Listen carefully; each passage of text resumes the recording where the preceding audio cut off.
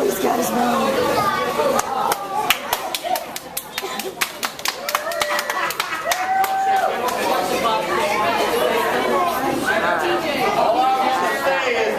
Don't believe a damn word they're going to say. Yeah, whole lot. Welcome everybody to the Young Family Reunions, Brown Family Theater, Best Family Roast of Uncle Sam Young right here.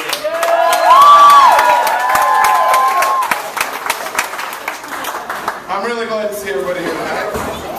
Hopefully our numbers will continue to grow every year. Of course, this show tonight might not help with that growth. To those not familiar with the roast, it's a celebration of a special person in our family. It's sort of like our...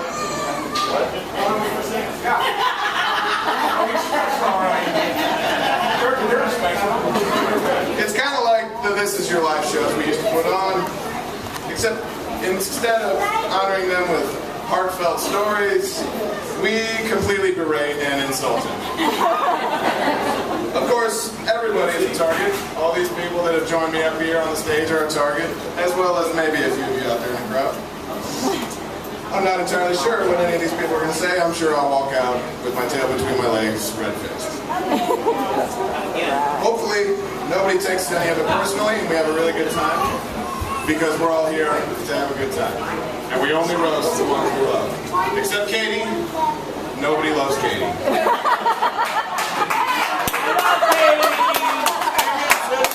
So, for anybody that doesn't know, my name's Bob Best. I'll be your roast master introducing everybody. So they can come up here and air out the best and dirtiest laundry they can think of about Sam and the rest of the family. So let's see what we got here. We got Josh Mitchell right here. He's Steve's son up there. We got Chuck in the window over here. He's kind of like a creeper.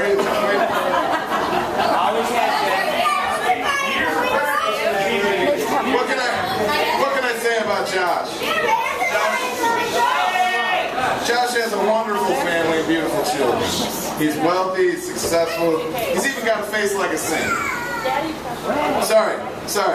Had a little bit of paper cover there. I meant to say you have a face like a Saint Bernard. You know, the big ugly dog. Seriously though, it looks like your face got caught on fire and somebody tried to put it out with a fork.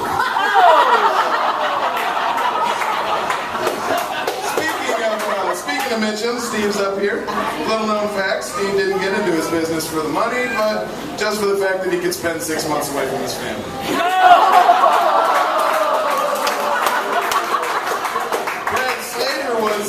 He's up. Nope, he's not up here. Brad Slater was supposed to be up here. I think he's hiding somewhere in a dark corner. I don't know if you know this or not, but Brad served in the Air Force. Let's give it up for Brad serving in the Air Force. They toughened him up, taught him how to be strong and have discipline.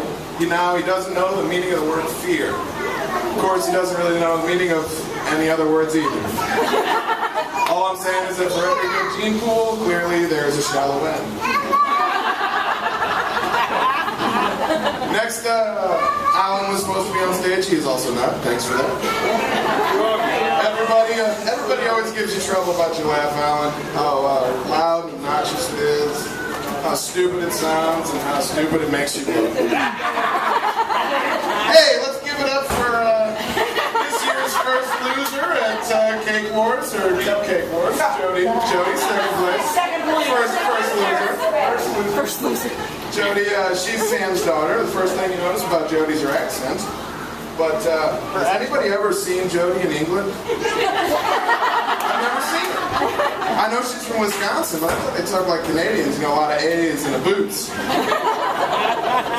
We also got Perry. Perry's Jody's wife. That works too. Didn't have it on time, but that's pretty good. Perry's the kind of guy that you like to meet or run into sometime, when he's walking and you're driving a car. Then we have the man of the hour himself, Mr. Uncle Sam. What can you say? What can you say about Sam? What can you say about someone who's so admired, revered, and loved by everyone around him? can start by saying he is not the man we are roasting tonight. We all know Sam is a big fan of the casino. He comes in every week before the reunion to go with us. The interesting little tidbit, Sam has dropped more coin at a casino than Michael J. Fox at a parking meter.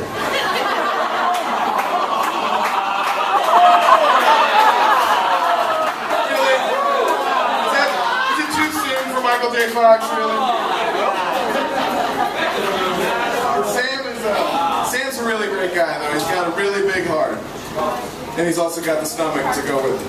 I'm not saying he's fat. I'm saying he's big boned.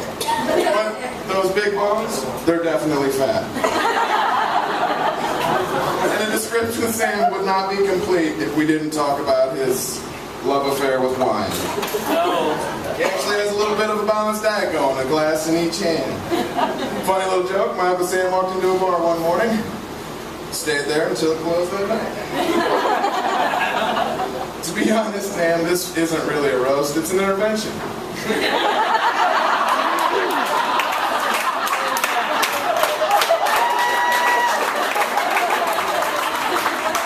All the boozing, carousing, and blackjack is starting to take its toll. We're getting a little worried. Speaking of interventions, where's Brad? Brad, you find it odd that my most recent and prominent reunion memories about you are sleeping in ditches, falling out of chairs, and finding yourself sleeping outside the barracks that you moved into? And that's just like this and maybe last year. Maybe this intervention should be for you. Alright, enough from me. I'm going to start bringing up some people. Let's get this thing started. First up, we're going to have Katie Best. The old adage, opposites attracts, come to mind in a conversation I had the other day. I immediately thought of you, Katie. I hope one day soon that you meet someone who is good looking, intelligent, and cultured. I'm told, actually. Yeah, not here though. I'm told, actually, that you had trouble deciding what you were going to wear tonight. I heard it was a toss-up between the honey glaze and the pineapple slices. All right, everyone, I give you Katie Best.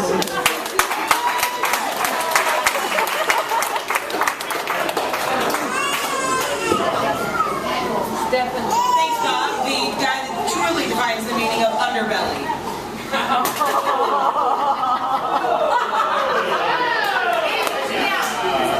Steve's here tonight. He used to stay with us when we lived in a real small house during reunion. Until I was 12, I only knew him as the guy that threw up in our house. Alan, he was supposed to be up here tonight. Well, we all know he didn't. He's in from Texas. I guess it's true what they say. Everything really is bigger in Texas. Even the best family. Thank you.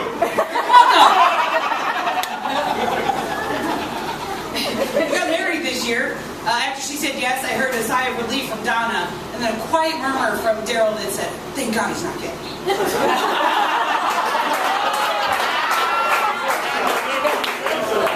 Gay's okay with Daryl. By the way, nothing wrong with that. Sherry, I did try and fine-tune your stuff, but all I could come up with, you're a prick. Sorry, Gina. I said sorry, Gina. Josh Misham's here tonight. The only guy that I know that would rather lose his house than lose his spot at the reunion.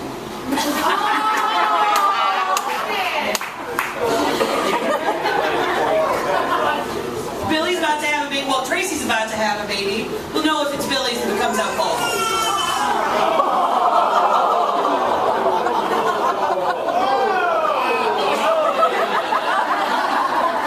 I can only imagine the crazy things that Billy's going to teach his kids. You know, like gingers are attractive, or size really doesn't matter.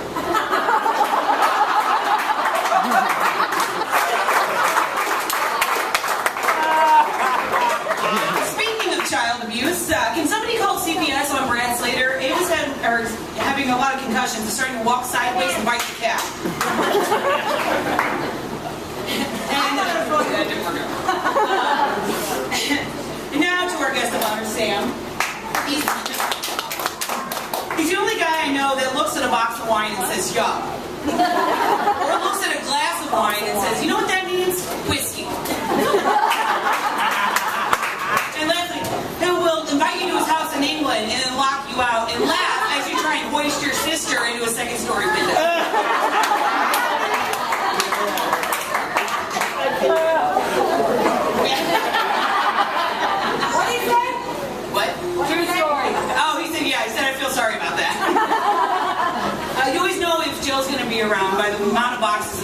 that Sam has. 1 box, he was in trouble yesterday. 2 boxes, he's going to be in trouble later. And 3 boxes, he really doesn't give a shit. Sorry, Jim. Sorry, Gina. Sorry, Jim. That's it, Uncle Sam, I love you. You're a great uncle, and thanks for letting me come to England.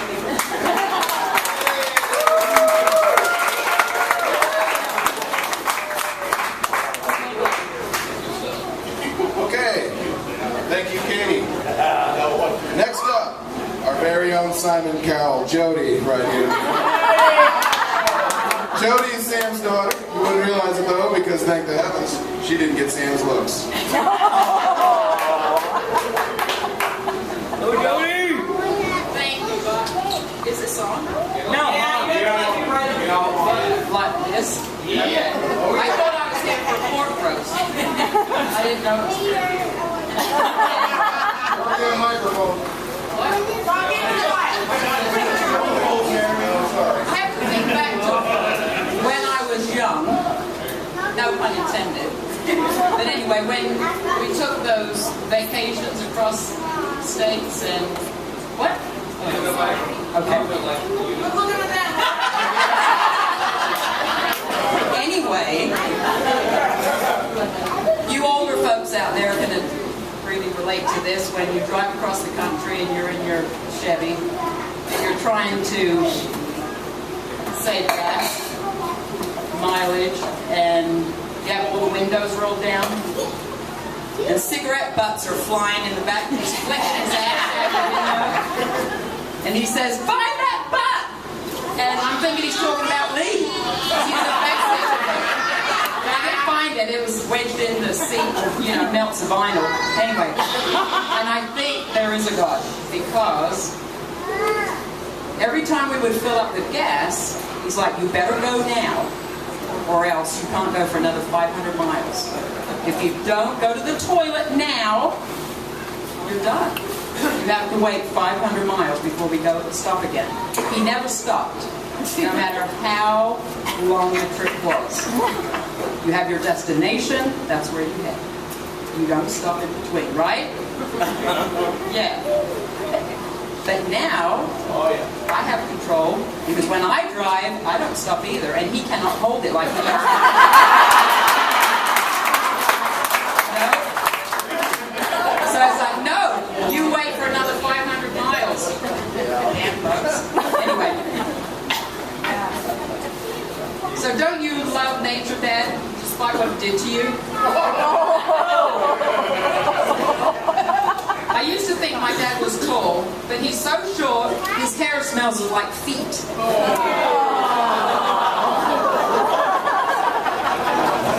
I don't want to say my dad's immature, but he can cuss like a 10-year-old. Fat? You're not fat, you're just like fat. Dad went on a diet once. Well, no, not really once, but I mean a few times he's been on a diet. This time was serious, Atkins, eat all the way. Okay, so 300 farmers declared bankruptcy. He once sent an order of sushi back and complained that it was undercooked. Dad's such a light eater. Once it's light, he starts eating and drinking. He thinks menopause is a button on a DVD player. Dad's so old, his back goes out more than he does. And his doctor once told him he wanted a urine test, so he studied for 3 weeks. Failed. But that makes sense, because Dad comes from a long line of real estate people. They're a vacant lot. Dad's such a great handyman. If the door doesn't open or close because you put